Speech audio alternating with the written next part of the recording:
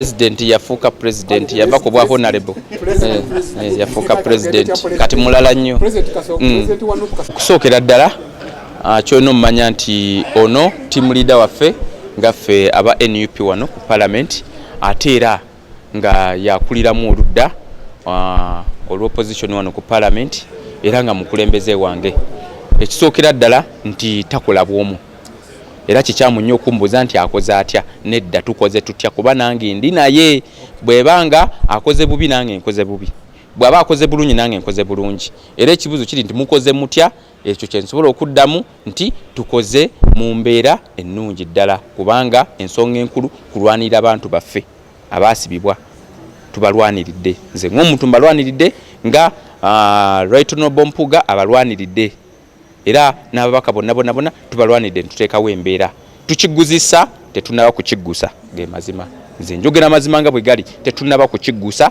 tetunaba kukola ekyo kyetaagisa kulaba nga abantu baffe bateebwa tukozeko kye tukoze ne tetunaba kukola ki kukiggusa so ekitusuubirwamu kiri kimu omwaka oguddako tulina okukiggusa kuba ffenna weetuli tukyali babaka ba palamenti oba tuli ku kifo ki kuba nze webangoba kuba commissioner sikola siriiwo sitaateekawo embeera gye muje nali nteekawo nkyaliwo oba weetuli oba ndiri kuba commissioner basibuliiko tulina okuteekawo embeera ku mbeera eyo naye ng'ensonga enkulu tulina okulwanirira enkyukakyuka y'eggwanga lino Uganda okulaba nga tukyusa obukulembeze gwe mulamu omukulu yensonga lwaki baatulonda wano ensonga lwaki tuli ba National Unity Platform nti omulamu gwaffe omukulu kulwanirira nkyukakyuka ekyo tulina okukyadivansinga n'okukyongeramu amaanyi kuba tetunnakikola nnyo ge mazima tulina okukyongeramu amaanyi kuba ensonga enkulu awo ne tuzzaako okulwanirira abantu baffe okulaba nga bafuna obwenkanya n'okulaba nga tulwanirira embeera y'abantu baffe nga basobola okuba nga baweerezebwa bulungi nnyo pulezidenti wange era oyo Museveni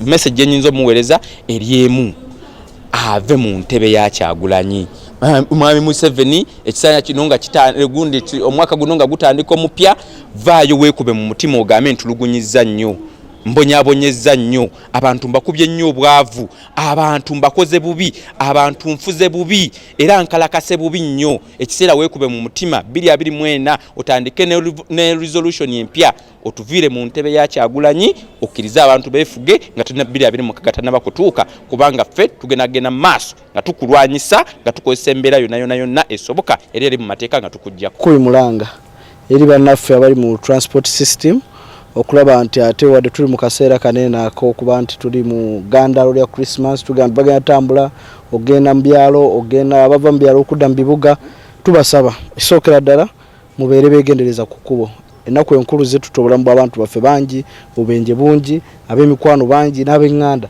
oluusi ne bajjawo ne lijjawo n'essanyu lye tuba twagala okusanga mu bitundu by'ebyalo tubasaba abavuzi means za transport eziri public nga taxi abavuga zi bus tubasaba namwe ate okumanya embeera y'abantu baffe gye balimu tukimanyi namwe musango okusomoozebwa nti muli mu mbeera y'abantu nga eggwanga lyavu namwe mulina amafuta ga bbeeyi mwagala okugagula abasirikale ku makubo bagenda bayimiriza naye tubasaba ate namwe mbere considerate muleme kupaaza bisale kutuuka kubisaamu kumpi mirundi nga 10 mirundi emeka ku bisale bibadde babasaba bulijjo so abantu mbasabe sente samu basobole okuddayo sanka ab'eŋŋanda zaabwe bafune essanyu wamu ate mubavuge bulungi basobole kuba nabo baavu ne baagala babawagire ku lunaku olwo nga bagenda mu famire zaabwe munaakiremesa bajja sawo basigale mu bibuga oba basigale mu byalo balire mu maka gaabwe kuba nakyo kisoboka naye tubasaba ekisookera ddala kuba beegendereza okuuma obulamu ate n'obutatwala kusa okuyimusa ennyo ebisale by'abantu bano bye bagenda otambulirako nga mbikubisaamu emirundi egitasaanidde tubasaba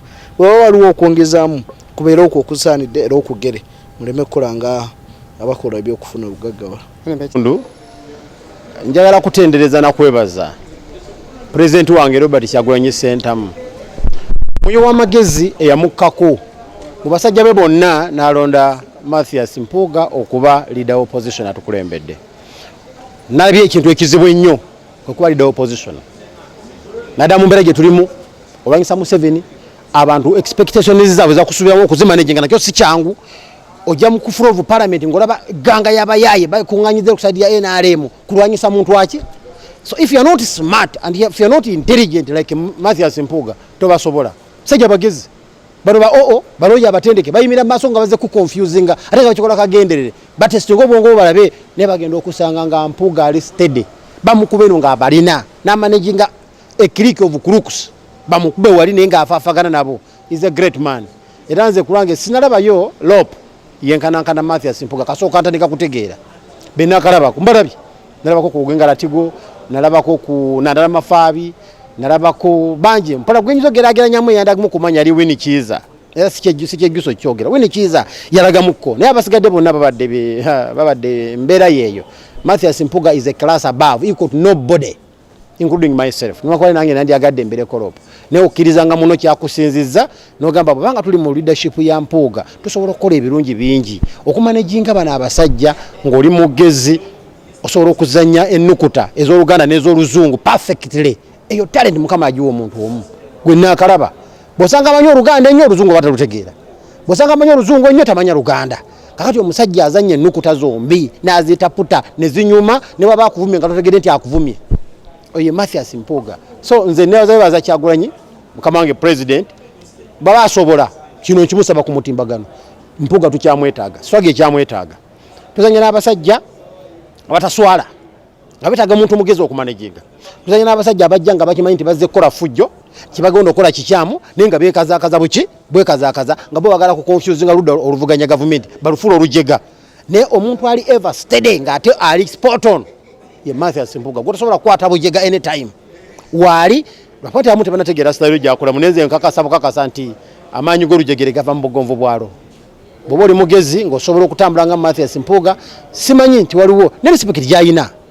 Kababa NRM bagamba senga tufunayo omusajja alinga Mathias Mpuuga nadda ku ludda lwaffe twandibadde balumba esimu nnyo naye tebamulina. Bwe tubanga ffe tumulina aba opposition tumaintaininge kye tulina gwalabyeko ye mwana tutambule tugende mu maaso.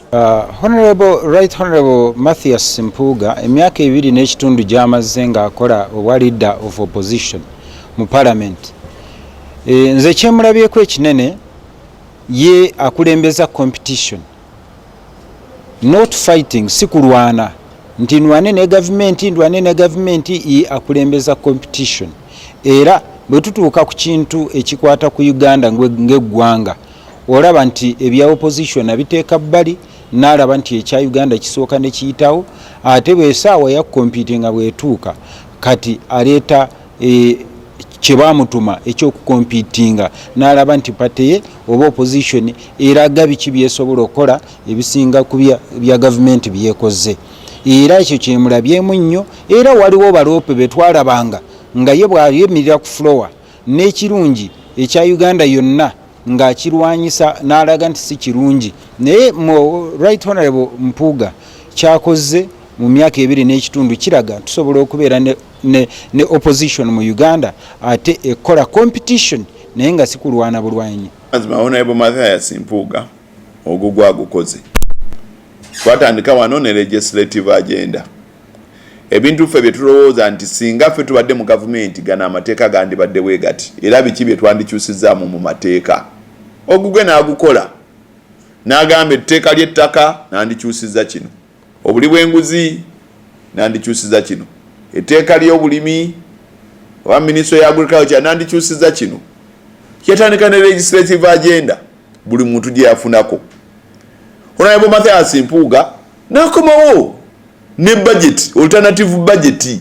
Singa ffe tubadde mu gavumenti ng'oggyeko nti gano amateeka ge twandikoze naye ne budget yaffe yandibadde bwetu twandikendeezezza wano ne twongera ku basomesa, ne tukendeeza wano ne twongera ku basawo, ne tukendeeza wano ne twongera ku masannyalaze, ne tukendeeza wano ne twewola wali ne tuteewola. Ekyo nakyo n'akomawo nakyo.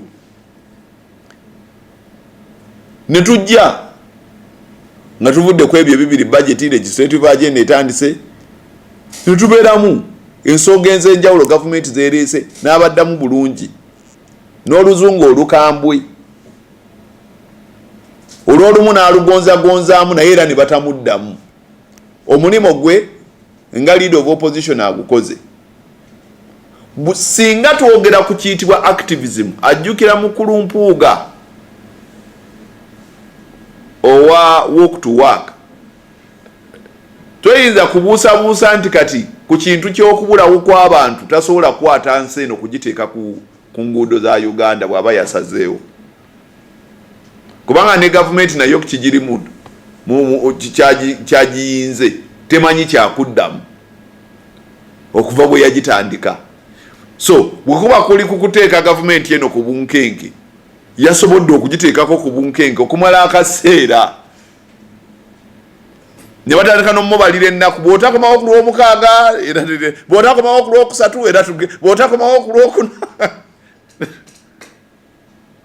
gavumenti nayo nebeera ku bunkenke nga temanyi kyakumuddamu. So omulimu ogugwe ng'omubaka wa paalamenti omulimu ogugwe nga leader of opposition agukoze atukumyekumye tayina gwayomba naye siwulyanko nti waliwo omubaka wa paalamenti yali avuddeko mu ofisi ya mukulu Mpuuga nti yayombye naye muntu atatunuulira busonga butono ate n'ensonga enkulu azikwata kisajja kikulu era ye muntu atunuulira ensonga ennene n'atakulembeza busonga gundi yayombye naye gundi.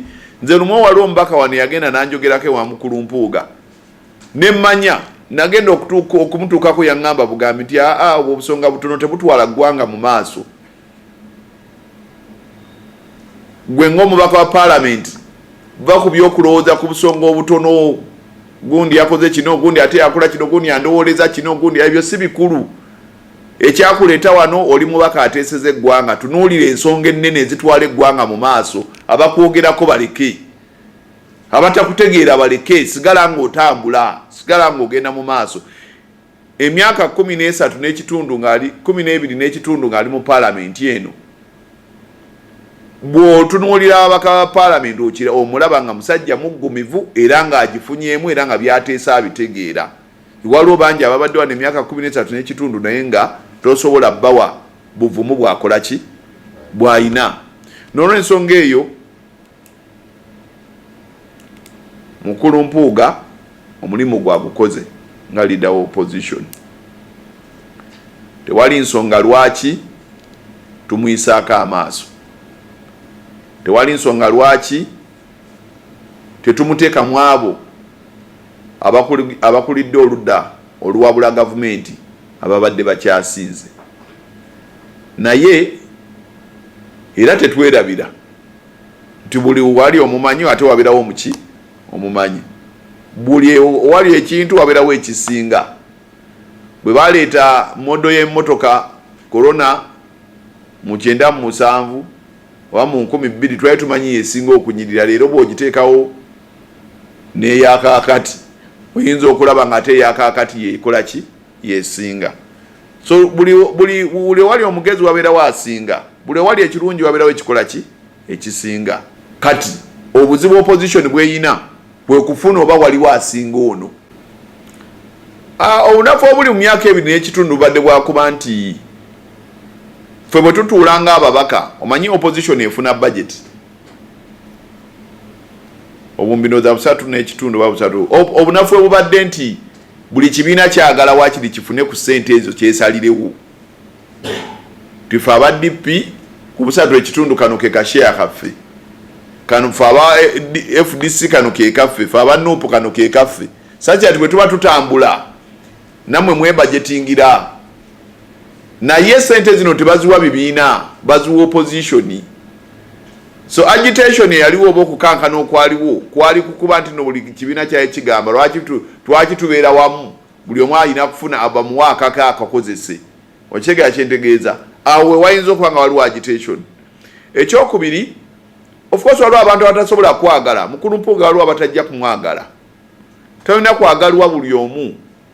Okyegera bino bya bufuzi twena kubeera awo kusanyusa buli omu, kwagalwa buli omu, kola bukimolo. Olumu oyinza okuba nga olina okukola okusalawo okujja okumalawo omuntu ensi esobole okutambula.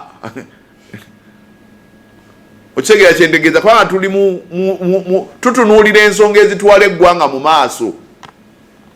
Nti tetujja kusalawo kisajja kikulu kitandika okusaasaanya siriimu ku kyalo. Okyegera kyentegeeza ng'ate kiri kimu kyokka. Nedda tukikwate tukiteeke mu kkomera. Okyegedde abaana baffe bawone ki okukwatibwa n'okusiigibwa obulwadde. So waliwo ensonga z'osalawo kisajja kikulu so mukulu Mpuuga ayinza okuba nga alina ensonga zasazeeyo kisajja kikulu olwolumu ne ziruma abalala olwolumu n'alinnya ku bigere by'abalala naye buli alijja ekyo kyalikola ebyo byebyobufuzi obwo bwe bukulembeze tewali abeera 100 ku 100 n'olwensonga eyo nze simuyinaako buzibu si lwakuba munnamasaka munnange ate si lwakuba mwagala nnyo ne bwe mba simwagala sikiwana kibanya nti oba nange kennyini mukulu Mpuuga ayinza okuba nga mbuusabuusa oba mwagala oba simwagala tamanyi wengwa naye nga nkubulyanga ow'amazima n'obwenkanya nga ndi mu Katuliki obukulembeze bwe sibubaddeeko na buzibu.